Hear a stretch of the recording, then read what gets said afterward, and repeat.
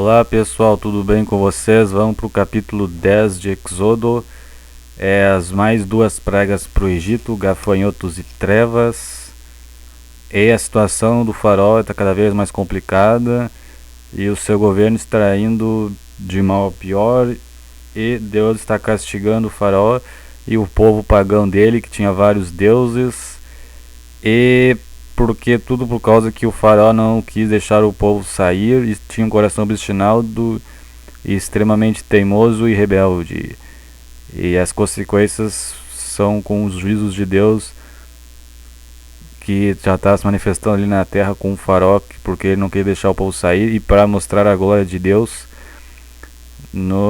para ser reconhecido por toda a terra do Egito, que não há nenhum Deus que faça aquelas coisas, pois Deus é soberano sobre todos os elementos da natureza e que controla tudo. Então, a economia do Egito, capítulo 10. O Senhor disse a Moisés: vá ao faraó, pois tornei obstinado o coração dele e o dos seus conselheiros, a fim de realizar estes prodígios entre eles, para que você possa contar a seus filhos e netos como zombei dos egípcios e como realizei milagres entre eles. Assim vocês saberão que eu sou o Senhor. Como o povo era muito antigo lá, para saber ali bem claro para os israelitas que o Deus era o Deus dos israelitas e que estava em toda parte. Dirigiu-se, pois, a Moisés e Arão e ao faraó e lhe disseram: Dirigiu-se, pois, Moisés e Arão ao faraó e lhe disseram: assim diz o Senhor, Deus dos hebreus, até quando você recusará a humilhar-se perante mim? Deixe meu povo ir para que me preste culto. Então, humilhar-se, né, um dos atos de submissão ao Deus é humilhar-se com a sua vontade em todos os sentidos. Humilhar-se. Se você não quiser deixá-lo ir, farei vir gafanhotos, que é uma praga terrível, sobre o seu território amanhã. Eles cobrirão a face da terra até não se poderem chegar ao solo. Devorarão o pouco que ainda lhes restou da tempestade de granizo e todas as árvores que estiverem brotando nos campos. Encherão os seus palácios e as casas de todos os seus conselheiros e de todos os egípcios, algo que seus pais e seus antepassados jamais viram, desde o dia em que se fixaram nesta terra até o dia de hoje. A seguir, Moisés virou as costas e saiu da presença do faraó. Os conselheiros do faraó lhe disseram: até quando este homem será uma ameaça para nós? Deixe os homens irem prestar culto ao Senhor, o Deus deles. Não percebes que o Egito está arruinado? Então Moisés e Arão foram trazidos de volta à presença do faraó, que lhes disse: vão e preste culto ao Senhor, o seu Deus, mas digam-me quem é. Moisés respondeu: temos que levar todos os jovens e os velhos, os nossos filhos e nossas filhas, as nossas ovelhas e os nossos bois, porque vamos celebrar uma festa ao Senhor. Disse-lhes o faraó: vocês vão mesmo precisar do Senhor quando eu deixá-los ir com as mulheres e crianças? É claro que vocês estão com más intenções. De forma alguma, só os homens podem ir prestar culto ao Senhor, como vocês têm pedido. E Moisés e Arão foram expulsos da presença do faraó. Então o faraó não quis que as mulheres fossem, pois ele não queria justamente que o povo de Israel se multiplicasse e assim os homens não pudessem casalar-se com as mulheres e as crianças, para que as crianças não nascessem e se tornassem adultas e assim pudesse crescer a população de Israel. Então o faraó não queria que o povo de Israel pudesse se multiplicar na terra, então ele estava contra o povo de Deus, literalmente. Ele não queria que o povo de Israel se multiplicasse. Deus justamente queria que o povo de Israel se multiplicasse. E o faraó estava totalmente contra isso, por isso que ele queria que as mulheres e as crianças ficassem. Daí ele deu uma desculpa como se fosse mais intenções, como se eles iam festejar, sei lá o que, mas na verdade era isso que ele queria fazer. Então quando a gente não deve estar com o coração muito obstinado para não fazer a vontade de Deus. A gente tem que tentar se esforçar para fazer a vontade de Deus, e aqui o faraó estava obstinado e não quis deixar o povo sair. Mas o Senhor disse a Moisés: estenda a mão sobre o Egito, para que os gafanhotos venham sobre a terra e devorem toda a vegetação, tudo o que for deixado pelo granizo. Moisés estendeu a vara sobre o Egito, e o Senhor fez soprar sobre a terra um vento oriental durante todo aquele dia e toda aquela noite. Pela manhã o vento trazia os gafanhotos, os quais invadiram todo o Egito e desceram em grande número sobre toda a sua extensão. Nunca houve tantos gafanhotos, nem jamais haverá. Então o vento oriental é leste. Então ele veio da direção do mar Mediterrâneo para o Egito, né?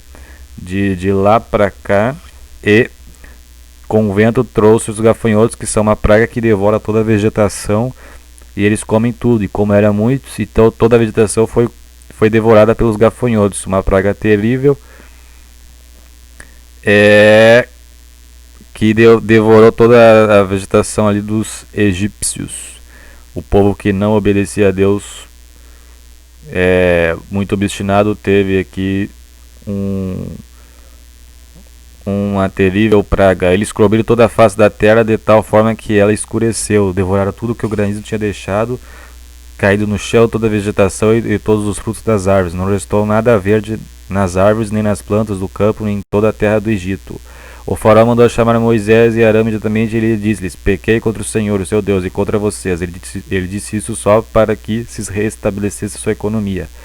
Agora perdoe ainda a vez de meu pecado, e olhe ao Senhor, o seu Deus, para levar esta praga mortal para longe de mim. Moisés saiu da presença do faraó e orou ao Senhor. E o Senhor obedeceu a Moisés. Atendeu o pedido e fez soprar com muita mais força o vento ocidental. Agora o vento do oeste, que é de lá para cá, que vai devolver os animais para o mar Mediterrâneo. Então, o que vem do Oriente, pelo jeito aqui, é praga, e do Ocidente o alívio, né? E o Senhor fez soprar um vento mais forte, o vento ocidental, e este envolveu os gafanhotos e os lançou no Mar Vermelho. Não restou um gafanhoto sequer em toda a extensão do Egito. Mas o Senhor endureceu o coração do faraó, pois o faraó era contra Deus, e ele não deixou que os israelitas saíssem. Agora a praga das trevas, que é da escuridão do dia. O Senhor disse a Moisés: estenda a mão para o céu, e trevas cobrirão o Egito, trevas tais que poderão ser apalpadas. Maneira de falar: estará escuro em todos os lugares. Moisés estendeu a mão para o céu, e por 3 dias houve densas trevas sobre todo o Egito. Ninguém podia ver ninguém, nem sair do seu lugar durante 3 dias. Todavia, todos os israelitas tinham luz nos locais em que habitavam.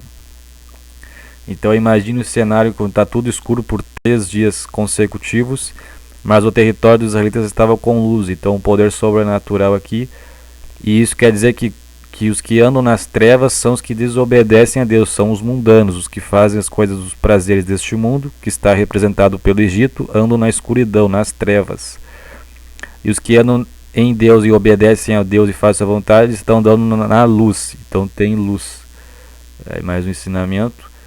24. Então o faraó mandou chamar Moisés e disse: vão e prestem culto ao Senhor, deixe somente as ovelhas e os bois, as mulheres e as crianças podem ir. Ele está insistindo ainda com as mulheres e as crianças.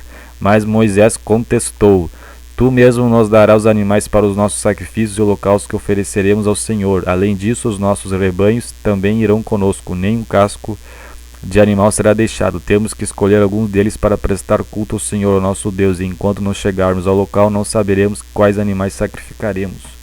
Mas o Senhor endureceu o coração do faraó, e ele se recusou a deixá-los ir.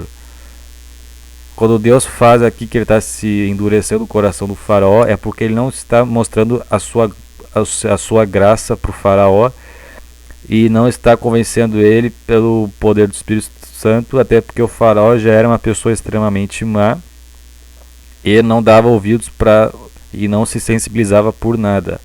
Como eu disse em capítulos anteriores, isto pode ser ou um demônio encarnado, quer dizer, um anjo caído, que é controlado por Deus para os seus propósitos aqui na Terra, que tem essa possibilidade com certeza, ou uma pessoa extremamente má que por ser extremamente má, Deus já rejeitou pela sua graça, no nível de perversidade.